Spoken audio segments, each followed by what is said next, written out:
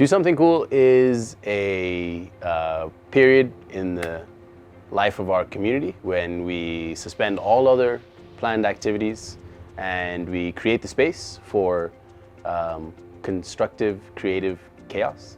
Students are challenged to take ownership of their learning and to choose either a medium or a topic or an interest that they'd like to pursue in depth with a clear kind of beginning and a middle and an end, so that they can practice self-directed learning. And we do this at the end of every first term here at ALA. You know those things that you have at the back of your mind but you never get a chance to do them? This is your chance to do them. And our students have taken it up to do video or to explore the arts, to do performing arts. We had someone last year who attempted to break the Guinness Book of Records. So this is a time to do something that you personally consider to be unique and cool. The first reason is that being self-directed is one of the most important sort of 21st century skills that any learning community could invest in. Even though it's possible to create space in a standard curriculum for periods when students are organizing their time or organizing their allocation of resources so that they can meet a goal or demonstrate a skill that the teacher has set aside for them, the thing about DSC is it puts the student in the driver's seat. And it says, you need to define for yourself what it is that you want to learn and how it is that you're going to learn that. And if we can instill that sort of ownership of learning in every individual, and particularly at this age, then we're really contributing to the kinds of people that we want to create the future that we want to live in. The other two reasons I would say are that if you do this as a community, you create an opportunity for students to invite one another into the explorations that they are conducting. This can take the form of something really serendipitous, so a student might walk past and see another one engage in a scientific experiment and say, hey, that's curious, can you explain some more to me? Or it could be planned, right? And students can say, we're going to put on a production together. Even though we don't interact in class or we don't interact on the hall, we've now found another way in which we can create a sub-community and explore a shared interest. And then the last reason why I would say that this is a worthwhile investment for any community is that I think it's a really terrific way to practice and model the joy of learning lifelong. If every adult participates and students can see adults who they have understood as being masters of knowledge in a specific domain, practicing what it means to enjoy learning in an entirely different domain. And so I see a chemistry teacher learning to dance or a literature teacher running a science experiment. I can see that learning really is a lifelong journey and it doesn't end once you graduate. I've seen some of the most amazing achievements of my educational career accomplished by students during Do Something Cool. As an example, we've had students write novellas that went on to be published. We've had students explore interest in art who have then gone on to be artists. We've had science experiments, a composting latrine, evaporative cooling refrigerator. This year, the isolation of essential oils from orange peels. Each of these students leaves the DSC experience with a confidence in what they can achieve and a belief in their own ability to learn. And I believe autodidactic capability is one of the most important things we can develop in young leaders. The first one is really a structural question. The most valuable resource that all schools have is time. And what a project like DSC requires is dedicated time. And so you need to make sure you have enough buy-in and enough forward advanced planning to set aside at least a day, if not 2 days, in your academic calendar. We at ALA are very fortunate to give it 48 hours, but if that's not possible in other schools, you can start by deciding to take 2 or 3 hours of some day in a year. So the first thing will be to actually find the time for it. The second one will be, depending on the budget you have, trying to get some resources. That stage is very contingent upon the resources that you already have. It doesn't mean you need millions of dollars to purchase all the amazing equipment, but it means maybe you just get white paper, maybe you just get paint. So the second one will be to actually get the resources. So are they trying to put on sort of a gallery display? Well, do I need to dedicate a space for them?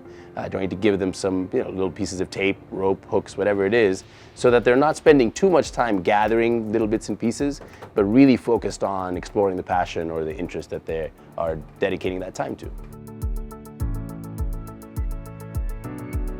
After those two things are done, I think what would be helpful is to try and help students structure their ideas a little bit before it starts.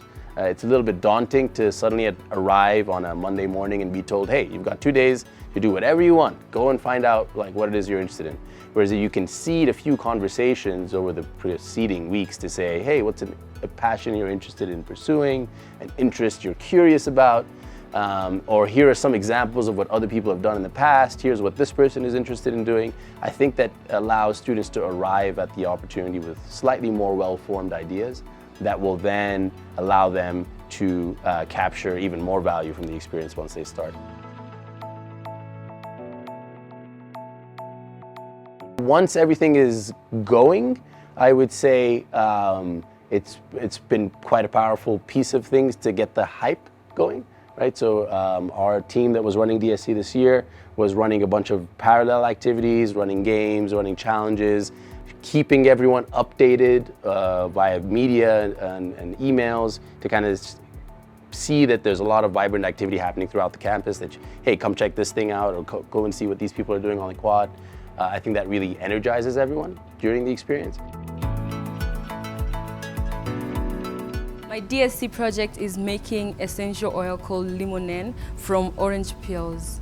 So the essential oils actually has antibacterial properties, and thinking of hand sanitizers present here at school and liquid hand washes we could actually employ in the washrooms in the dining hall made me think that it would be actually really nice to implement this system at school.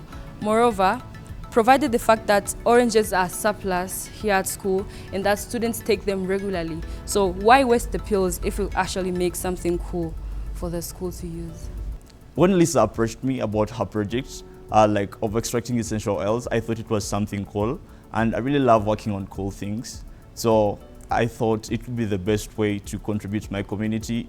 So my project is quite simple, actually. I'm working with one other person who isn't present, Anwarite, and we are essentially trying to show or recognize the chaos in the cities that we live in that emerge from an attempt to kind of contain chaos.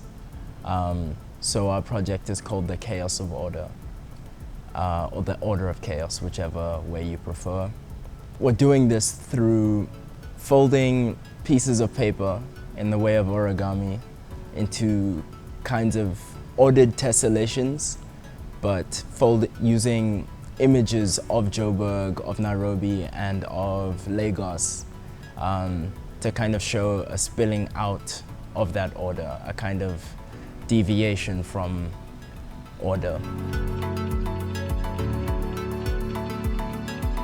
And then the last thing that I would encourage all schools to do is to make time to celebrate. So students at the end of it will many times want to perform a piece or showcase something that they've achieved, and it's that sort of communal celebration that makes it clear all of this was worthwhile, all of this was important, we all had fun together, we all experienced the joy of learning together. I think those are some steps that could help any school think about doing something like DSC. I think that when we are at our best, the relationships we develop with students are about setting high expectations and enabling students to discover their ability by meeting those expectations. And one of the things that can make DSC really powerful when it works is that it allows students to set those expectations for themselves. But the support that's important to ensure that every student is being stretched and not sort of just sauntering through 2 free days ought to be treated with as much seriousness as you would treat the stretch for a student who is coasting through an actual class. The most valuable learning is only going to happen after you set the high expectation. if a teacher approached me and maybe asked me about the GSC, the importance of GSC to our community, I feel like GSC is an opportunity for kids to do crazy things. And I believe that most of the innovations that have changed the world have come from crazy thoughts.